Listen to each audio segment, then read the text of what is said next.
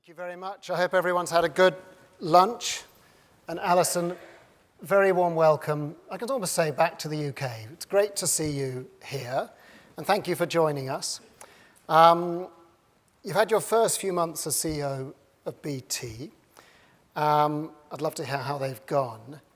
And I'd love to hear your early reflections on the UK, BT, the UK market relative to Scandinavia, and the experience that you've had most recently with Telia, and of course with Tele2. So. Yes, it's first of all, it's great to be back, and apologies to the gentleman that I just walked into the male toilets, because having lived in Scandinavia for the last 10 years, we tend to have unisex bathrooms over there, so I do apologise, and I've got a good excuse. So you've answered that question. Yeah, exactly. So, no, seriously, great to be back. You know, I've been working in Scandinavia for the last 10 years, but actually my family were always here. So I've been on the board of BT for 5 years, so I've been able to really see how Scandinavia has developed on the back of digitalisation compared to the UK. And, you know, the big difference, well, both are very vibrant telecoms markets. And COVID and now the geopolitical tension that we have in the world, I think has made the telco an even more important, valued part of critical national infrastructure. But what I'd say is Scandinavia is way ahead of the UK. Part of that is very much driven by the regulatory environment, the planning environment, and the general adoption of digital skills and digital services.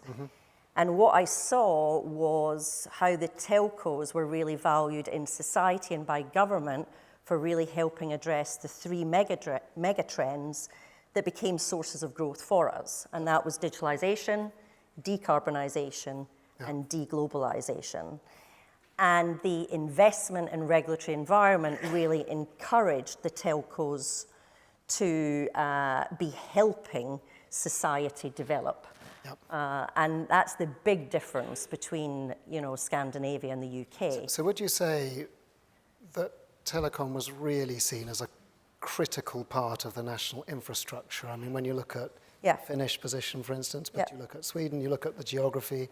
Absolutely, and, you know, we all became critically important during COVID, but when you've got the border with Russia that Finland had, you know, they were always, you know, very aware of the role of the national telco in the event of war. And now increasingly, as a result of deglobalization, you know, they work with government on the total defense of the nation from a cyber threat, from a resilience threat. And I think because society has embraced digitalization earlier, the telco is then working in how they help the whole of industry develop from a digitalization point of view. So I think about the energy sector, Telia was already helping the grid become smarter.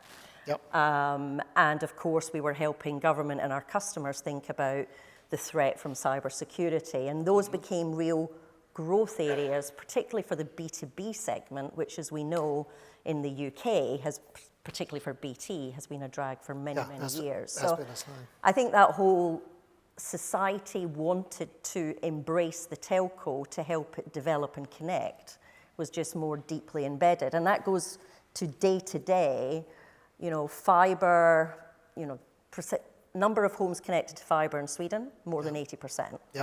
BT now has 34%, the country's much less than that. The number of consumers that engage with government digital apps every day, probably 80%. Less than 40% in the UK, and it's only the NHS app you use. You know, the digitalisation of the SME, digital skills was encouraged by government because government themselves digitalised. Everybody has a digital ID. And government moved faster. And government moved faster. So why no digital ID here in the UK, do you think? I think that's a political debate, but life is so much easier when actually you're able to interact with tax, health, social security when it's all through a digital app. And so because you couldn't live or work without a digital ID in those countries, I think that encouraged digital adoption faster. Yep. And I think that's what now needs to happen in the UK. And clearly, BT, now that it's making the significant investment it is into digital infrastructure, is at the heart of that development, hopefully in the coming years. Yeah, and you've been very, very specific and announced an increased focus on the UK, very specifically as you've come in. What do you see as the value creation story for BT in the UK now? It's pretty simple. Having now, we're putting £15 billion of investment into the digital backbone of the country. We now have 3 streams to our strategy. One, it's about continuing that build and connecting our customers now to all of those next generation networks, whether it be fibre or whether it be mobile. Second, it's then creating the standout customer experiences and digital solutions that are only enabled by those next generation networks. And then third, it's by radically modernising, simplifying BT itself. So it's a more agile, leaner digital telco. And all 3 of those pillars of our strategy will return us to sustainable growth. And how are you thinking about both the efficiency side of that equation and the growth side of the equation effectively? How do you see that? Well, they both very much work in tandem. One of the reasons we've not been growing is we've been relying on declining legacy services, whether it be network infrastructure or IT infrastructure, for too long. Yeah. So, we need to now monetize the investment that we've put into the ground and into our networks and shift our customers to better networks that give them a better experience that they're willing to pay for. Yeah. And then from an internal point of view, as we now really sharpen our focus around the UK and migrating our customers to those modern day technologies and platforms enabled by digital and AI, we can become a much simpler, more productive telco and overall return the company to growth. And having now reached peak capex on the fibre investment and laid out a roadmap to growth in the future, you can actually now see that BT is returning to significant, substantial cash flow generation in the coming years. And finally, our shareholders, who've been long suffering for a long time, could maybe start to see a return on all of that. You got a bit of a bounce, and before you were here, Alex was talking about the sort of opportunity, the upside case for telecom. Yeah. And some of the moves that we can see in the market, the shift in capex, the reduction in capex spend, and other pieces that will likely drive that return. Just talk a little bit more about AI and driving that, both that productivity and that growth. So you've touched on it in your earlier answer, but where do you see it making a real impact for you? It will be everywhere. It will dramatically improve how we understand our customers, how we predict the propensity for our customers to upsell, to cross-sell, to churn.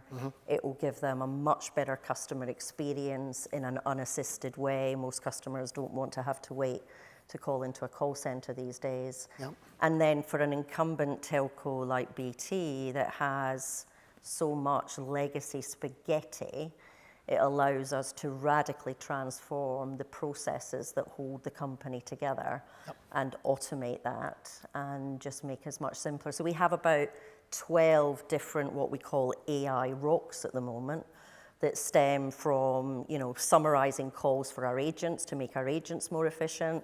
Our developers are more efficient through new coding AI, to also transforming end-to-end process. So it's pervasive everywhere, and it's one of the key enablers for us announcing the next wave of cost transformation. And to be clear, that's both AI and generative AI, isn't it? It is, it's a mix of both. In what you're seeing. Yes. Now, one of the strategic priorities that you've announced, Allison, is about optimizing the business portfolio and your capital allocation, which is critical in this business. You've announced a review of the global asset portfolio, which I know you're looking at very carefully.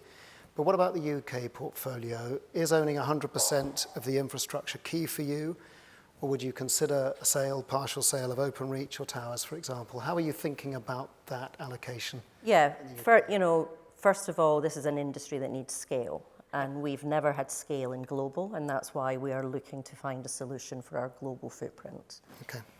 Within the UK, our priority for Openreach at the moment is to make sure it builds faster, further, and more efficiently than anybody else. Yep.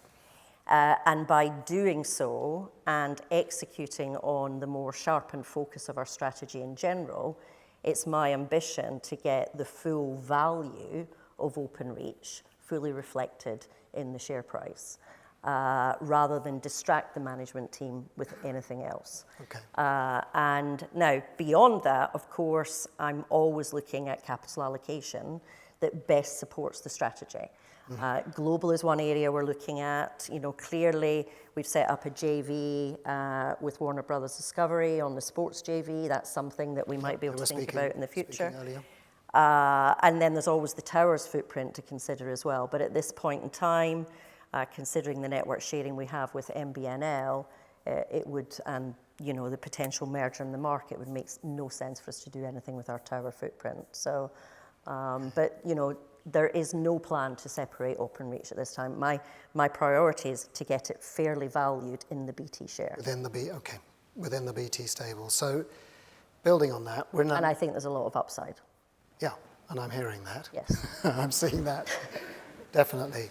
So building on that, we're in an election year in the UK. You're obviously CEO of the national incumbent telco. What would you look for from the next government to create that upside, to create that ability to invest, to create some of that really improved digital environment that you articulated you saw in Scandinavia, and you'd love to see more strongly developed here? Regulatory and fiscal policy certainty, and support on planning legislation. It's not, we've seen, the FTMR that was struck in 21 that has now enabled the significant infrastructure that is going into fibre networks in this country, and is allowing us to price that fibre at a fair price, to open up our ducts and poles to 160 altnets. Yes. That was a long-term investment, and so I want the certainty on that deal that was struck to put really good investment into fibre in this country to remain after any government change. And then we need to look at planning.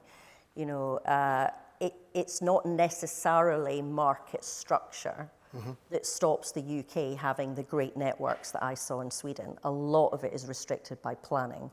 Yeah. The Swedes, the Norwegians, the Finns all expected their highways, their trains, to have great connectivity wherever you were, even if you were up in the most northern part of the country, and Jolyon, you visited.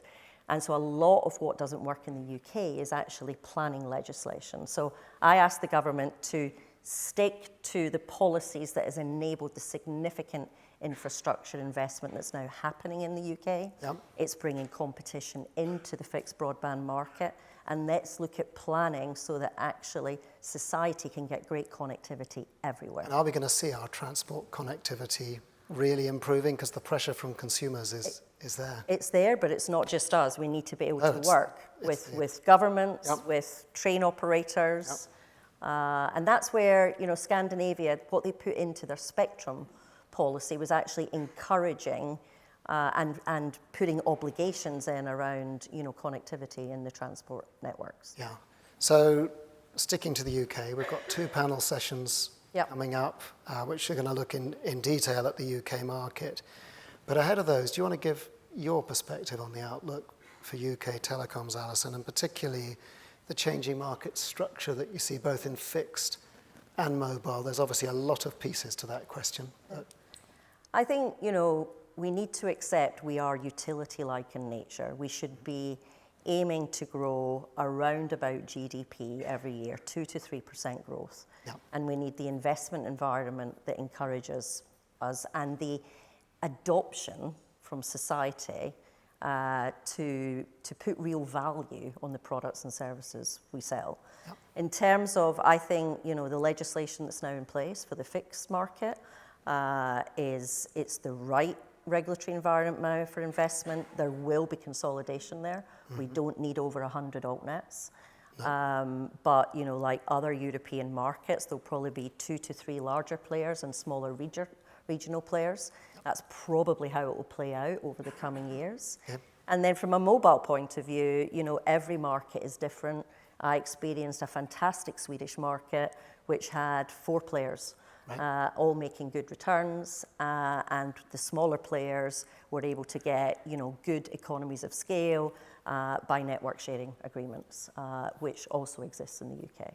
And do you feel positive that the landscape, the incoming government are really going to try and help support and enable the industry through regulation and elsewhere to deliver on the sort of value upside you're talking about, which is so pivotal to the UK's success as a nation? Both governments are very pro the development of digital infrastructure. Yep. They see it as important for economic development and skill building in the country.